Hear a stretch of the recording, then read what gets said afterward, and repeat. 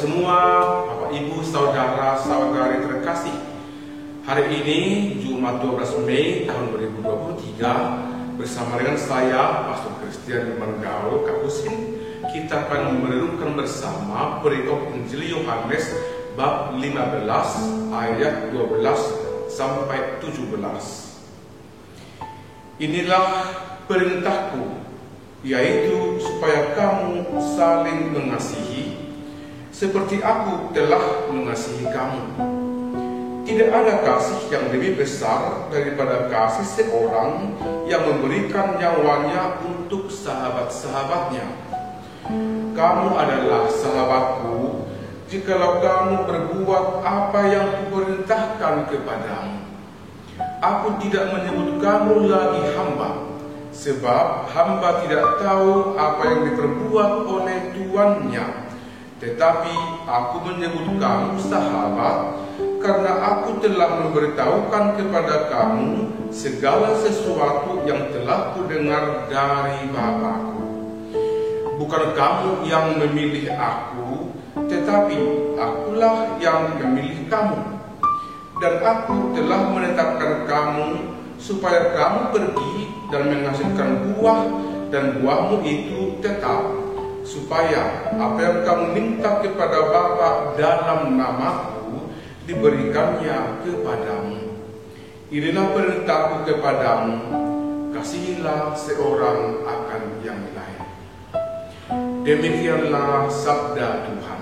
Saudara-saudari terkasih, perikop Injil yang disampaikan kepada kita pada hari ini merupakan bagian dari amanat Yesus kepada murid-muridnya dalam perjamuan malam Tuhan yang lazim kita sebut perjamuan malam terakhir. Ketika itu Yesus menyampaikan nasihat-nasihat penting yang akan dihidupi oleh murid-muridnya.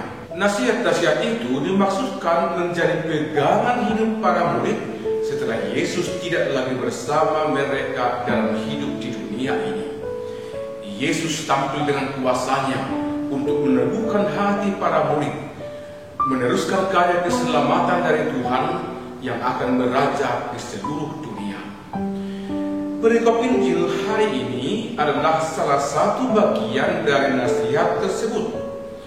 Nasihat yang disampaikan dalam perikop ini bernada perintah. Pokok utama nasihat dan perintah Yesus adalah tentang mengasihi. Pokok itu disampaikan Yesus dalam 3 bagian. Pertama-tama, Yesus memberi perintah kepada para murid untuk saling mengasihi. Inilah perintahku, supaya kamu saling mengasihi seperti aku telah mengasihi kamu.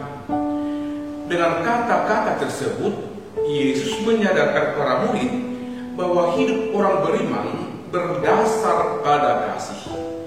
Itu mau mengatakan bahwa hidup mereka mesti berdasar pada Yesus, sebab Allah adalah kasih, Yesus adalah kasih. Allah adalah sumber kasih dan Yesus adalah sumber kasih. Kasih itu akan tampak pula dalam iman yang benar. Kasih itu akan terwujud pula dalam relasi hidup nyata di antara para murid dengan meniru kasih Yesus sendiri. Demikian juga diharapkan bahwa kasih itu akan terwujud pula dalam kerelaan memberikan nyawa untuk orang lain sebagai gambaran kasih sempurna sebagaimana telah ditunjukkan oleh Yesus sendiri.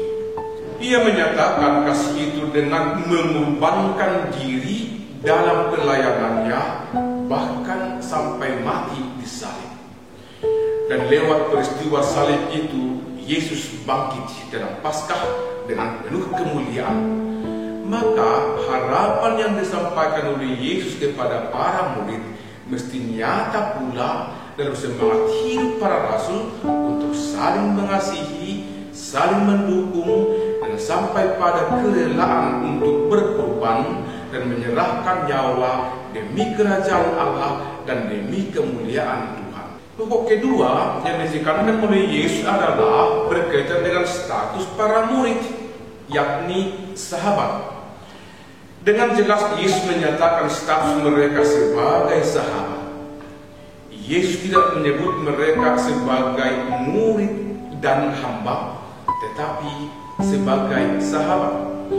Dengan demikian, Yesus mengangkat status para murid dalam status istimewa yang memiliki kedekatan, bahkan kesetaraan dalam arti tertentu. Kedekatan itu berkaitan dengan relasi cinta kasih dan saling mendukung dalam karya keselamatan, sementara kesetaraan itu dapat kita mengerti berkaitan dengan keikutsertaan para murid untuk ambil bagian dalam karya keselamatan yang dari Tuhan.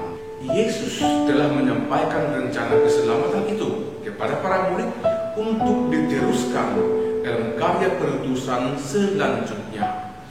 Oleh karena itu, status sebagai sahabat itu menjadi penting disampaikan agar para murid sungguh yakin akan tanggung jawab mereka untuk melakukan karya keselamatan dalam tugas perutusan selanjutnya setelah Yesus tidak lagi bersama-sama mereka, meskipun Yesus akan tetap menyertai mereka sampai selama-lamanya.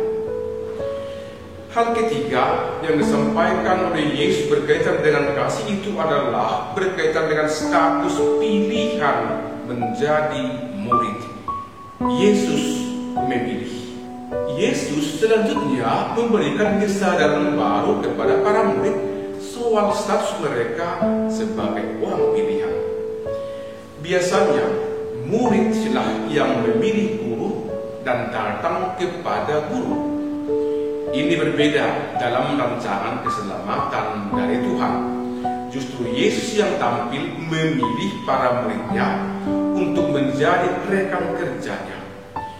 Yesus membentuk warna baru, kesatuan hidup yang baru, yakni kesatuan dalam kerajaan Allah, kerajaan keselamatan.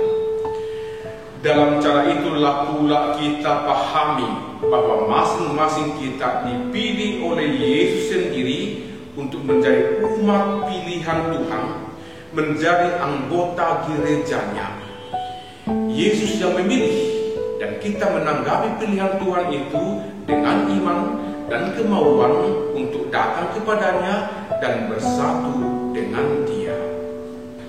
Perintah untuk saling mengasihi, status sebagai sahabat dan sebagai umat pilihan Tuhan akan menuntun para murid sampai pada rencana Tuhan, yakni berbuah dalam hidup. Inilah merupakan pokok keempat yang disampaikan oleh Yesus melalui perikop Injil hari ini. Saudara-saudari, sebuah rencana kiranya akan sampai pada hasil. Untuk sampai pada hasil perlu juga proses. Maka dapat kita lihat bahwa Yesus punya rencana istimewa, yaitu menghadirkan keselamatan bagi umat manusia dan seluruh ciptaan Allah karena cinta kasih Allah sendiri. Rencana itu dirancang dengan baik dan akan digapai melalui suatu proses.